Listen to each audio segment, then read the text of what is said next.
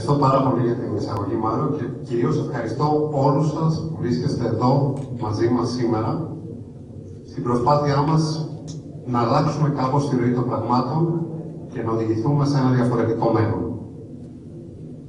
Συνήθως οι λόγοι που βγάζω είναι πολύ πιο τεχνικοί, εδώ θα είναι πολύ πιο άμεσα και συναισθηματικά τα πράγματα, και θα αναφερθώ κάπως και στα πράγματα που σχετίζονται με το πρόγραμμα του κόμματος. Ακόμα περισσότερο βέβαια θα ακούσετε και μετά, και θα έχετε και τη δυνατότητα για μια συζήτηση μαζί μας πάνω στις θέσεις μας και στις απόψεις μας. Λέγομαι Νίκος Μαυρίδης, είμαι 38 χρονών και ουδέποτε κομματικοποιήθηκα. Είμαι διδάκτορας του MIT, που συχνά αναφέρεται σαν ένα από τα καλύτερα πανεπιστήμια του κόσμου, και αριστούχος απόφοιτος του Αριστοτελείου. Υπηρετώ σαν καθηγητής στο Πανεπιστήμιο NYUAD και μοιράζω το χρόνο μου ανάμεσα στην Ελλάδα, στα Εμιράτα και στην Ευρώπη. Πολλά από τα πράγματα που έχω φτιάξει έχουν φανεί και στα κανάλια του κόσμου. Από πού έρχομαι όμως? Η γιαγιά μου ήταν δασκάλα σε ένα μονοθέσιο σχολείο στα βουνά της Μακεδονίας και ξυπνούσε τα χαράματα για να πάει να μαζέψει τα καπόδετρα και βοηθούσε και η ίδια με τον τρόπο της και την απελευθέρωση. Ο πατέρας μου είχε σαν πρώτο του μισθό ένα αυγό για μαθήματα που έκανε σε φίλους του και περίμενε στο τέλος του μήνα το μηνιάτικο για να πάρει μια μεγάλη γεμιστή καραμέλα, την οποία και λαχταρούσε. Οι παππούδες μου είχαν χαρεί και την πόλη και την Αλεξάνδρεια, πριν αναγκαστούν να φύγουν. Τα παιδιά μου, ο Λυσίμαχος και ο Περσέας, έχουν άπειρες ιστορίες να ακούνε. Και οι πρόγονοι μου είχαν χτίσει και είχαν δει όλο τους το βιός να καταστρέφεται, κι όμως ξανασηκώθηκαν και ξαναδημιουργήσαν. Και έτσι ξαναγεννήθηκαν. Όλοι μας περίπου από εκεί ερχόμαστε. Το θυμόμαστε όμως πλέον? Άρχισα να διαβάζω με τα βιβλία της Άγκυρας και της Εστίας, τα χρόνια του Περικλή, του Γεροστάθη, και ακόμα θυμάμαι τον πατέρα μου, τα απογεύματα, να μου λέει ιστορίες για τον Πλάτωνα, τον Οδυσσέα, τα αστέρια, τις γαλαξίες, και να με συγχαίρει κάθε φορά που του έκανα μια ερώτηση που ήταν ενδιαφέρουσα. Και έτσι έμαθα να κάνω αυτό το οποίο ξέρω να κάνω καλύτερα. Να ψάχνω, να ρωτάω και μετά να ονειρεύομαι ένα όνειρο άξιο λόγου και τελικά να δημιουργώ. Και αυτό είναι και το πιο σημαντικό πράγμα που πέρα από όλες τις τεχνικές λεπτομέρειες προσπαθώ να δώσω και στους φοιτητές μου. Πώς να μάθουν να ψάχνουν, να ρωτάνε, να ονειρεύονται και τελικά με όθηση από την καρδιά αλλά και με την πηξίδα του νου να δημιουργούν. Υπηρέτησα όσο μπορούσα τα κοινά. Ουδέποτε όμως κομματικοποιήθηκα. Στους ελληνικούς συλλόγους προσπάθησα να μας φέρω πιο κοντά με τους απόδημους, με τους φιλέλληνες, να κάνω εκδηλώσεις για να διαδώσουμε πράγματα που σχετίζονται με τον ελληνικό πληθυσμό και τον ελληνικό πολιτισμό γενικότερα. Και τελικά να βοηθήσουν και στο να μπορέσουν να στηθούν και οικονομικά κάπως καλύτερα για να συνεχίσουν τις δραστηριότητες τους. Έχω διδάξει φοιτητές από περισσότερες από 30 χώρες. Έχω δώσει ομιλίες σε περισσότερα από 50 πανεπιστήμια και συνέδρια. Έχω εκπροσωπήσει Υπουργεία Παιδείας και Εξωτερικού. Και δεν ήταν τα πράγματα εύκολα πάντα. Μάλλον το αντίθετο. Είχα κι εγώ και τις φουρτούνες μου, και τους κύκλοπες μου, και τις ειρήνες μου. Μέσα σε όλο αυτό όμως είχα και την Ιθάκη μου, την Ελλάδα, την οποία την είχα πάντα σαν τον ήλιο μέσα μου. Και μιλάω για την Ελλάδα όχι μόνο την νοητή, αλλά για την Ελλάδα την απτή, αυτή στην οποία πατάμε και το ζωντανό σώμα της οποίας είμαστε εμείς όλοι μας. Η δε ψυχή της αποτελείται από αυτούς που ήρθαν και αυτούς που θα έρθουν. Και την Ελλάδα ήθελα πάντα να την βλέπω ψηλά. Και μετά ήρθε το σιγανό υπόγειο ξεχαρβάλωμα.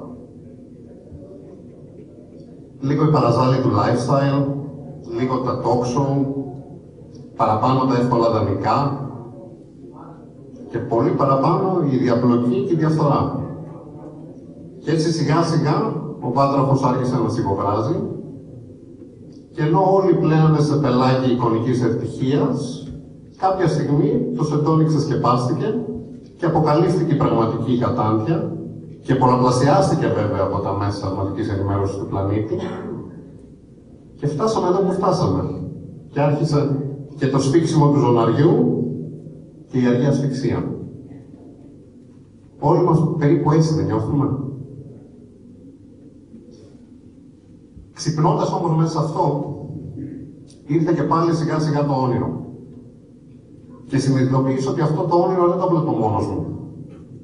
Και τα αδέρφια μου στη δημιουργία, και σίγουρα πολλοί από εσάς και πολλοί ακόμα Έλληνες ανά τον κόσμο που δεν είναι εδώ αυτή τη στιγμή μαζί μας, ονειρεύονται πλάι μας. Το όνειρο είναι η δημιουργία μιας Ελλάδας, στην οποία ό,τι καλύτερο έχει γεννηθεί από τα χιλιάδες χρόνια του ελληνισμού, μεταφρασμένο βέβαια στο σύγχρονο κόσμο και σε συνεχή και άμεση σχέση με το πνεύμα της ανθρωπότητας στο σύνολό της, θα αποτελεί σταθερό υπόβαθρο και καθημερινό βίωμα. Το όνειρο είναι μια Ελλάδα αξιοκρατίας, ορθού λόγου, αρμονίας και ανθρωπισμού. Μια Ελλάδα που όχι μόνο αλληλεπιδρά και προσφέρει, αλλά μια Ελλάδα που μέσα από τον κόσμο Έλληνες αγκαλιάζει και φωτοδοτεί. Αυτά που σας λέω όμως είναι πολύ πολύ διαφορετικά από αυτό το οποίο βιώνουμε αυτή τη στιγμή όλοι γύρω μας.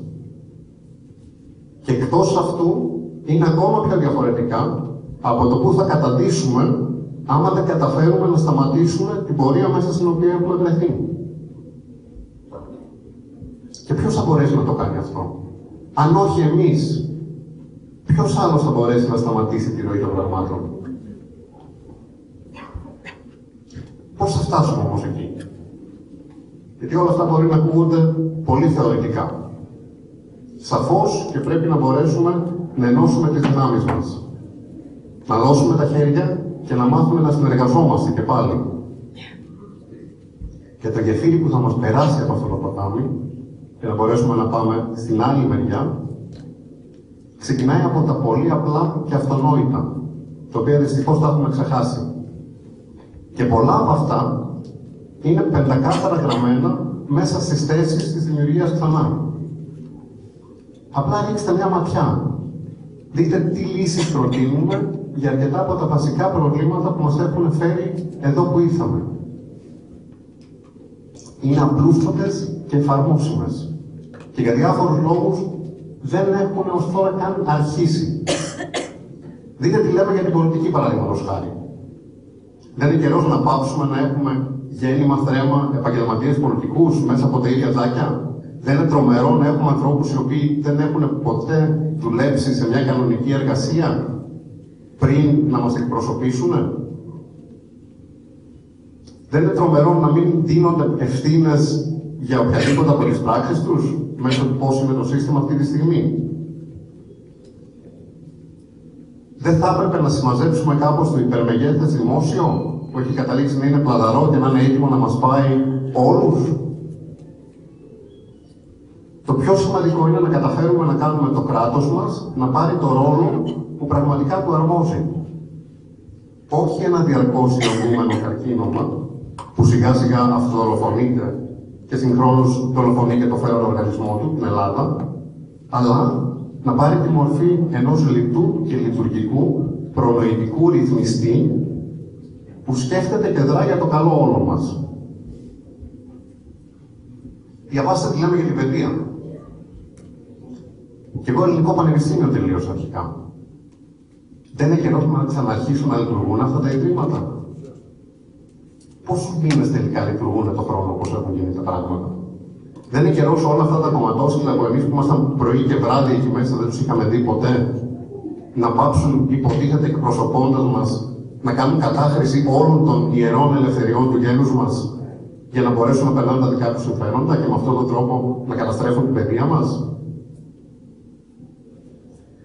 Έχετε αναλογιστεί, πέρα από όλα αυτά τα οποία ακούγονται και βλέπετε, ποιο είναι πραγματικά το ανθρώπινο δυναμικό της Ελλάδας? Στα δικά μου πράγματα, παραδείγματος χάρη, στην πληροφορική, πριν από κάποια χρόνια, κατά κεφαλή, σε επίπεδο δημοσιεύσεων επιστημονικών στον χώρο, η Ελλάδα ήταν η τέταρτη χώρα στον κόσμο. Είναι εξαιρετικό το ανθρώπινο δυναμικό σε πολλούς τομείς.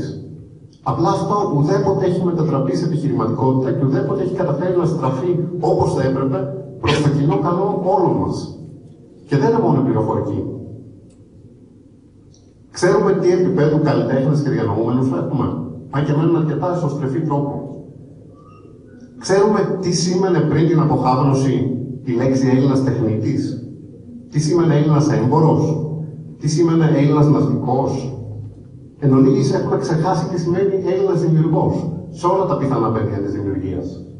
Είτε αυτά λέγεται τέχνη, είτε λέγεται διανόηση, είτε λέγεται οικονομία, είτε λέγεται επιχειρήν, στα πέρανα του χρόνου και της γης. Θα τα ξεχάσουμε όλα αυτά? Θα τα αφήσουμε απλά να πάνε στράφη? Διαβάστε τι προτείνουμε για την ναυτιλία μας. Διαβάστε τι λέμε για να γίνουν χώρος πραγματικής παιδείας και άμυλας για ένοπλες δυνάμεις μας. Αντί για 2 χρόνια που κοινωνικοποιούν με το χειρότερο δυνατό τρόπο τα νέα μας παιδιά. Διαβάστε τι λέμε για την πληγή του κομματοθρεφού συνδικαλισμού, που αντί να προστατεύει τον εργαζόμενο, καταλήγει να κάνει κακό σε όλους μας. Διαβάστε επίσης τι λέμε για τους αποτύχους μας και πώς έπρεπε να αρχίσουν να έχουν μια πιο ισχυρή ανάμειξη και να βοηθάνε τελικά με την παρουσία τους τα δρόμενα στη Μητρόπολη. Και πέρα από το παγκόσμιο σώμα μας, εξαιρετικά σημαντική είναι και η ευρύτερη πατρίδα μας, η Ευρώπη. Και φέρνουμε την Ελλάδα πιο κοντά στην Ευρώπη, όχι μόνο με την εισαγωγή ορθολογικών και σύγχρονων και δοκιμασμένων τελικά θεσμών, που για πολλούς λόγους απλά δεν εφαρμόζονται εδώ, αλλά συγχρόνως αγωνιζόμαστε για αυτό που δυστυχώς έχει αρχίσει πάρα πολύ να γίνει. Αλλά πρέπει πάση θυσία να γίνει. Αγωνιζόμαστε για μια πιο βαθιά και πραγματική ευρωπαϊκή ολοκλήρωση. Και κυρίως αφού διαβάζετε όλα τα ουσιώδη που προτείνουμε ως δημιουργία ξανά για όλα τα προηγούμενα, δείτε τι λέμε για την ελευθερία του να μπορείς να δημιουργείς. Να κάνεις τα όνειρά σου να παίρνουν σάρκα και οστά, όχι μόνο σε επίπεδο γόνιμων παρεών και ανθρώπων και συλλόγων, αλλά και σε επίπεδο επιχειρήσεων, οι οποίες θα μπορούν να εξάγουν ό,τι καλύτερο έχουμε σε ιδέες, σε πνεύμα και σε αυτά προϊόντα ανά τον κόσμο. Για να εξάγουμε επιτέλους όχι μόνο το πνεύμα των προγόνων που χρησιμοποιούμε ως υπεκφυγή της απραξίας μας, αλλά και όλα αυτά τα οποία μπορούμε να κάνουμε και ήδη κάνουμε και απλά δεν βγαίνουν προς τα έξω.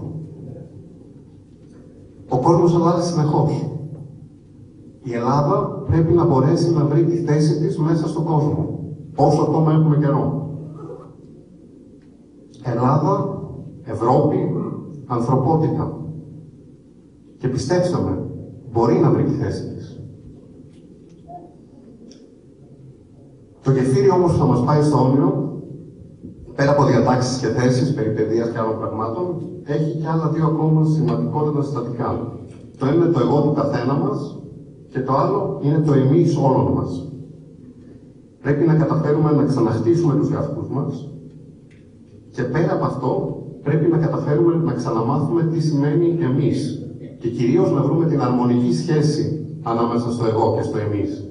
Έτσι ώστε να μην καταπνίγεται το εγώ από το εμείς, αλλά να μην καταπνίγεται και το εμείς από το εγώ. Αυτά που θέλουν να μας κάνουν να πιστέψουμε ότι είμαστε τάχα της έθνος ανάδελφων και ότι είμαστε ό,τι πιο ατομικιστικό υπάρχει και τεμπέλικο, είναι απολύτως λανθασμένα και διεπιστημονικά. Και είναι και καταστροφικά ως παραδοχές. Πάνε να μας κάνουν να ξεχάσουμε απλά ποιοι είμαστε. Δείτε όποιο παράδειγμα θέλετε από τους κυκλικούς χορούς μας και μόνο. Ο πρώτος του χορού θα βγει, θα μιλήσει και μετά θα ξανασμίξει με όλους. Και άλλοι θα απαντήσουν με τα λόγια και με τις φιγούρες τους και θα μάθουν και θα εξελιχθούν ο ένας μέσα από τον άλλον. Και μετά κάποιος άλλος θα σύρει το χορό και ούτω καθεξής. Δεν είμαστε χώρια. Είμαστε μαζί. Και σαν ζευγάρια, και σαν Εθνική Ελλάδας, και σαν Σουλιώτισσες, και σε ό,τι συνδυασμό θέλουμε μέσα στην ελευθερία μας, και σαν παρέα σφατρογιάλη γύρω από τη φωτιά, δίπλα στο απέραντο πέλαγο. Έτσι είμαστε εμείς. Όχι ο καθένας μόνος του, χωρίς καμιά εμπιστοσύνη σε κανένα και σε τίποτε, όπως πάμε να γίνουμε. Είμαστε ελεύθεροι. Και η μεγιστοποίηση της ελευθερίας μας πηγάζει ακριβώς από μια αρμονική σχέση ανάμεσα στο εγώ και στο εμείς. Ονειρευτείτε το. Πρέπει να μπορέσουμε να το ξαναχτίσουμε. Και το εγώ και το εμείς και κυρίως τη σχέση μεταξύ τους. Βεβαίως και δεν μπορώ να σώσω την Ελλάδα. Ούτε και ο Τάνος μπορεί, ούτε και η δημιουργία ξανά μπορεί. Όμως, αν ψάξουμε και ρωτήσουμε και αν ονειρευτούμε μαζί ή έστω δούμε περίπου το ίδιο όνειρο και κυρίως αν φέρουμε τα χέρια μας κοντά και αρχίσουμε να κινούμαστε συλλογικά, τότε τα πράγματα ενδέχεται να αλλάξουν. Ας το πιστέψουμε βαθιά, ας βάλουμε την καρδιά μας ως κινητήρια δύναμη και το μυαλό μας ως πηξίδα και θα τα καταφέρουμε. Και κάτι τελευταίο. Και άμα δεν τα καταφέρουμε, πάει η Ελλάδα, έσβησε. Φινίδα la μουσικά, θα τη θυμόμαστε όπως τους αρχαίους πολιτισμούς που είχαν μια περίοδο ακμής και μετά εξαφανίστηκαν. Δεν θα σας απαντήσω σαν επιστήμονας αυτό, αλλά απλά σαν Νίκος. Δεν θα σβήσει η Ελλάδα. Ο κύκλος της Περσεφόνης θα συνεχιστεί εσαΐ. Αλλά εδώ που στεκόμαστε σήμερα, έχουμε στα χέρια μας μια πάρα πολύ σημαντική επιλογή. Είτε θα δρανήσουμε και θα διασπαστούμε και θα διαρκέσει πολύ ο χειμώνας ο οποίος έχει έρθει, είτε θα ενώσουμε τα χέρια και θα φέρουμε οι ίδιοι τις πρώτες ηλιακτίδες. Τι θα διαλέξετε λοιπόν? Αποφασίστε. Και αν διαλέξετε ό,τι διάλεξα κι εγώ, τότε με όθηση από την καρδιά και με τη διάβια του νου ονειρευτείτε και δημιουργήστε ξανά.